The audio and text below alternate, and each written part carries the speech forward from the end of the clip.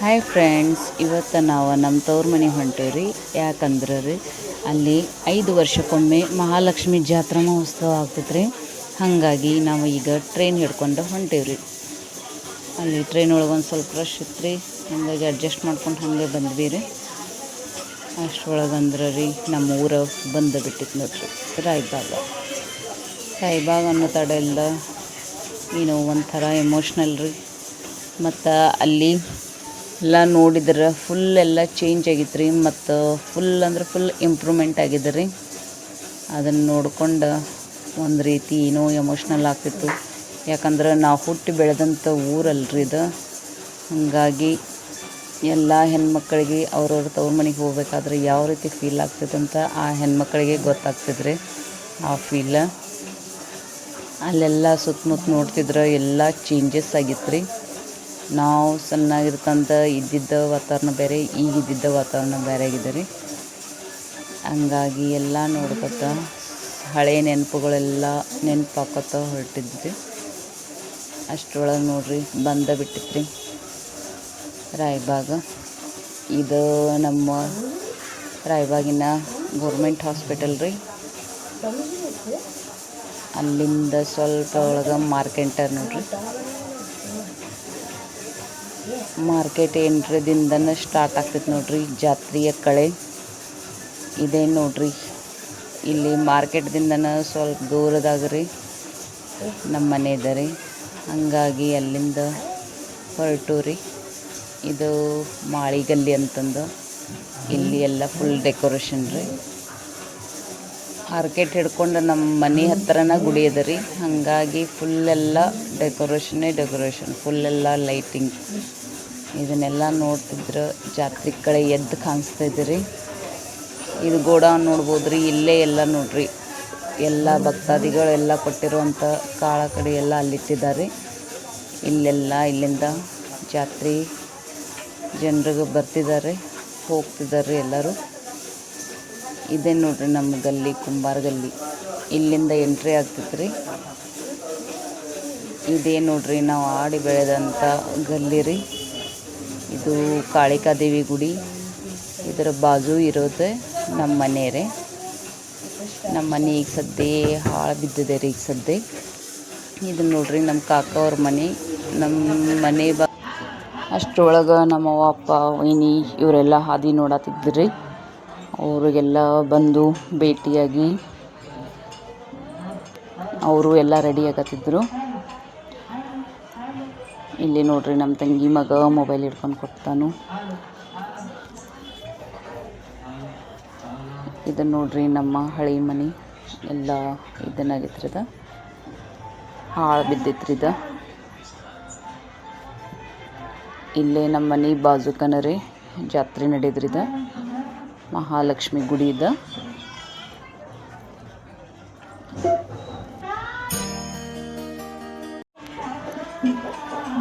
ಇಲ್ಲಿದೆಲ್ಲ ನೋಡ್ಕೊಂಡ್ರಿ. ಇಲ್ಲಿ ಮುಂದೆ ನಾವು ಒಂದು ಬಾಡಿಗೆ ಮನೆ ತೊಗೊಂಡೇವ್ರಿ, ಒಂದು 4 ದಿನ ಸಲುವಾಗಿ ರೀ. ಹಂಗಾಗಿ ಅಲ್ಲಿ ಹೋಗೋಣ ಬರ್ರಿ. ಇಲ್ಲಿ ಎಲ್ಲ ನೋಡ್ಬೋದು, ಸೈಡೆಲ್ಲ ಜಾತ್ರೆದ ಜೋರ್ದಾರ್ದಾಗ ತಯಾರಿ ನಡೆದೈತೆ ರೀ. ಪೊಲೀಸ್ ಸಿಬ್ಬಂದಿಗಳು ಬಂದೋಬಸ್ತ ಫುಲ್ ಅದ ರೀ. ಹಾಗಾಗಿ ಇಲ್ಲಿ ಎದುರಿಗೆ ಕಾಣ್ತಾ ಇದ್ದಾರಲ್ಲ ಅದು ಮಸೂತಿ, ಬಾಜುಕಿಂದ ರೀ ಮುಲ್ಲಗಲ್ಲಿದೆ ರೀ. ಮತ್ತು ಇವ್ರು ನೋಡ್ರಿ ನನ್ನ ಸಣ್ಣಾಗಿರ್ತಾಗ ಆಡಿ ಬೆಳೆಸಿದ್ದಾರೆ ಪುಟ್ಟಿ ಆಂಟಿ ಅಂತಂದ. ಇದು ಅವ್ರ ಮೊಮ್ಮಗಳ್ರಿ. ಆಮೇಲೆ ಇದು ಅವ್ರ ಮಗಳ್ರಿ. ಇವ್ರ ಮನೆ ಮೇಲೆ ನಾವು ಒಂದು 4 ದಿನ ಸಲುವಾಗಿ ನಿಲ್ಬೇಕಂದ್ರೆ, ಹಾಗಾಗಿ ಇದು ನೋಡ್ಬೋದು ಅವ್ರ ಮನೆ ಮೇಲೆ ನಿಂತ ಎಲ್ಲ ಗುಡಿ ದೃಶ್ಯ ಕಾಣಿಸ್ತಾ ಇದ್ದಾರೆ. ಆಮೇಲೆ ಇಲ್ಲಿಂದ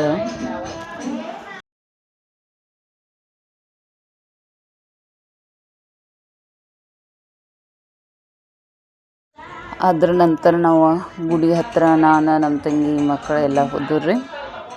ಅಲ್ಲೆಲ್ಲ ಪರಿಚಯದವ್ರ ಭೇಟಿ ಆಗ್ತಿದ್ರಿ. ಎಲ್ಲರ ಜೊತೆ ಮಾತಾಡಿಸಿ ಅಲ್ಲೇ ಎಲ್ಲರ ಜೊತೆ ನಿಂತಿದ್ದೀರಿ. ನೆಕ್ಸ್ಟ್ ದೇವ್ರ ದರ್ಶನ ತೊಗೋಬೇಕಂತಂದು ಹೊರಟು ರೀ.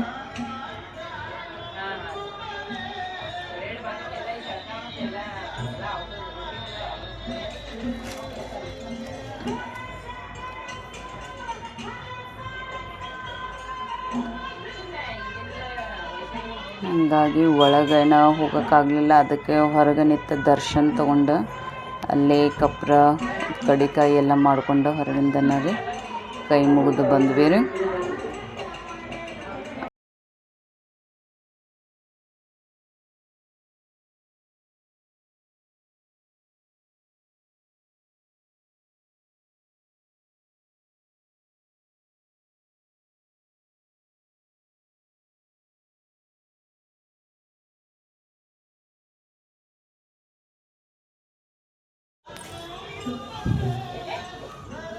ಅಲ್ಲಿಂದ ಬರುತನ ನಮ್ಮ ಸಣ್ಣಾಗಿರ್ದಾಗ ಎಲ್ಲರೂ ಓಡಾಡಿದಂಥ ಎಲ್ಲರೂ ಒಬ್ಬೊಬ್ರು ಭೇಟಿ ಆಗ್ತಿದ್ರಿ, ಅವ್ರ ಜೊತೆ ಮಾತಾಡ್ಕೊಂಡು.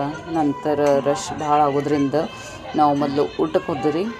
ಊಟಕ್ಕೆ ಇಲ್ಲಿ ನೋಡ್ಬೋದು ಮಹಾಪ್ರಸಾದಕ್ಕೆ ಎಷ್ಟು ಜನ ಬಂದಿದ್ದಾರೆ. ಕಮ್ಮಿ ಅವತ್ತಿನ ದಿನ ಲಕ್ಷಾಂತರ ಜನ ಬಂದಿದ್ದರು. ಕೊಲ್ಲಾಪುರದ ಕಾಡಸಿದ್ದೇಶ್ವರ ಸ್ವಾಮಿಗಳು ಕೂಡ ಬಂದು ಕರಿ ಕಟ್ಟುವ ಕಾರ್ಯಕ್ರಮವನ್ನು ನೆರವೇರಿಸಿಕೊಟ್ರು.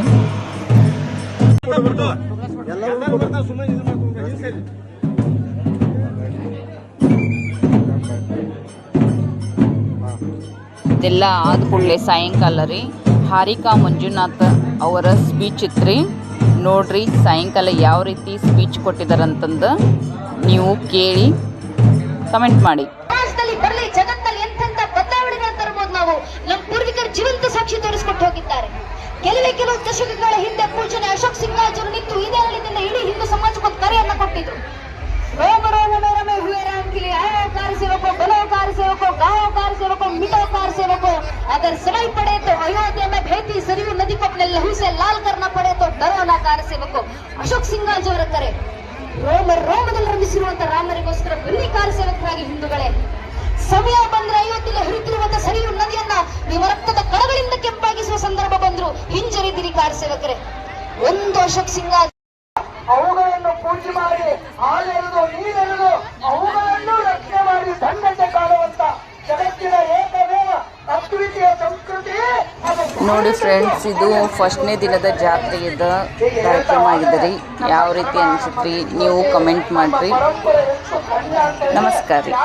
ಜಗತ್ತಿನ ಶ್ರೇಷ್ಠ ತತ್ವಜ್ಞಾನಿಗಳಂತ ಕರಿತೀವೋ ಯಾರೇ ಹೆಸರಿನ